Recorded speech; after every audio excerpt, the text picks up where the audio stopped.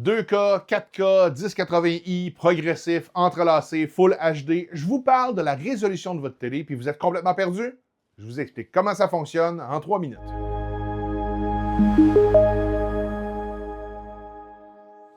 Okumi l'a dit dans le temps. Pour savoir où on va, il faut savoir par où on est allé. Pour bien saisir ce que je veux dire quand on vous explique la résolution de la télé, revenons dans le temps de la télé cathodique, la télé avec une grosse vitre bombée du bon vieux temps. À l'origine, on ne parlait pas de pixels. On parlait de lignes de résolution. Pour reconstituer l'image complète, une télé envoyait un petit rayon d'électrons depuis un canon derrière la télé vers une vitre remplie de matériel qui allume quand le canon la frappe. On faisait balayer le rayon de gauche à droite pour dessiner une ligne, puis on recommençait avec une autre ligne un peu plus bas, puis une autre ligne un peu plus bas. Pour faire une image complète, en Amérique du Nord, c'est 525 lignes et en Europe, c'est 625 lignes. Dans une seconde, le standard nord-américain dicte 30 images et en Europe, en contient 25. Ce que ça a comme implication, c'est que l'image est plus fluide en Amérique du Nord, mais plus nette et plus fidèle en Europe. Maintenant, pour sauver de la place et du temps, on n'envoyait pas une image complète tout d'un coup.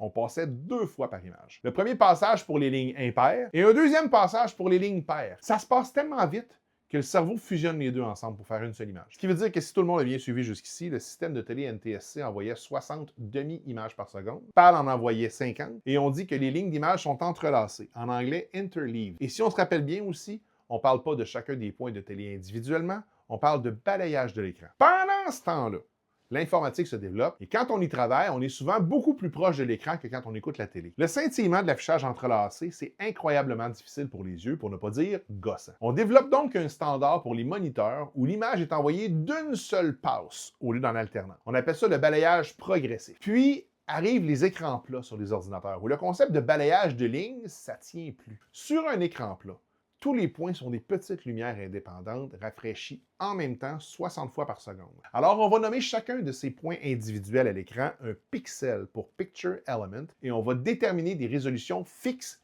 et standards pour l'informatique. Par exemple, 640 par 480, 800 par 600 et d'autres. Alors, d'un côté, des lignes entrelacées, de l'autre côté, un nombre précis de pixels, tous affichés en même temps. Dans un monde parfait où la télé analogique et les moniteurs numériques, ça se parle pas, tout ça, ça serait bien beau. Mais évidemment, l'arrivée du numérique en télé va un peu chambouler les standards. On va devoir faire le saut en pixels au lieu de lignes sur la télé, mais on reste quand même tributaire de l'alternance des lignes du bon vieux mode de fonctionnement. Alors, pour savoir si un écran est compatible avec les différents standards, on commence à les identifier par leur résolution plus une lettre. Par exemple, 720p veut dire un affichage de 720 pixels de haut progressif. 1080i veut dire un affichage de 1080 pixels de haut entrelacé. I pour interleaved. On va s'en sortir? Good. Qui nous amène maintenant à ce qui se fait maintenant. Certaines résolutions ont pratiquement disparu. Des vieilles résolutions trop basses pour la réalité d'aujourd'hui. 480p, c'est la résolution d'un DVD, ce qu'on appelait la résolution standard. Aujourd'hui, sur une télé moderne, ça a l'air plutôt flou. Le 720p a été le vrai premier pas dans la haute définition. On l'appelle le HD Ready. C'était la résolution des premiers jeux de la PlayStation 3 et de la Xbox 360. Ça se vend encore, idéal pour une télé de 32 pouces ou moins. Le Full HD a été le roi de la décennie 2010. 1080p, c'est le format Blu-ray et télé haute définition. Plus récemment, le 4K est arrivé dans nos salons. 4K parce que la télé a environ 4000 pixels sur la largeur. C'est la norme actuelle des téléviseurs, de la PlayStation 5 et de Netflix. Et si vous êtes un craqué mental, il existe aussi la bête, le Saint Graal, la télé 8K. 33 millions de pixels au total. C'est tellement dense que l'œil humain n'est pas capable de voir les pixels individuels, même si on colle son nez sur l'écran. Beaucoup de chiffres? Inquiétez-vous pas. Une dernière explication et ensuite un résumé tout simple. À savoir, le I et le P ont maintenant disparu de la résolution. Comme tout est maintenant 100% numérique, tout est progressif. Mais comme c'était l'usage de le spécifier pour 720 et 1080, vous allez des fois continuer à le voir. Pourquoi? Marketing. Enfin, 720 et 1080, c'est le nombre de pixels en hauteur.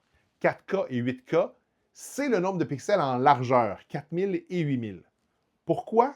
Parce qu'on s'est rendu compte que si on double le nombre de pixels en hauteur, mais qu'on prend maintenant la largeur comme mesure, ça a l'air 4 fois plus gros. Marketing 2, logique 0. Le résumé de la fin. Vous voulez une petite télé? 720, c'est correct.